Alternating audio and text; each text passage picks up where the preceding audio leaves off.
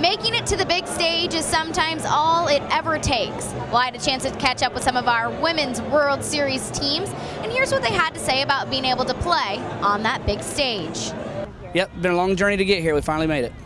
Everybody that comes here to the Worlds knows what this means as far as a culmination for your year. You know, your hard work that you've put in, the guts, the glory, the blood, the sweat, the time, the effort that you've put in, the injuries that you've come back from.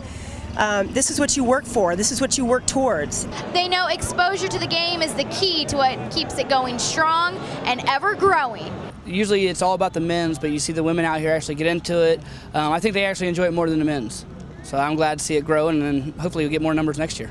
It's nice to have everybody come here and really root for each other, as well as have that competition, that drive to succeed. Letting the fast pitch girls know that the game is always there for them has been great, and there's always a huge buzz around this complex, ESPN Wide World of Sports. This is where you want to be.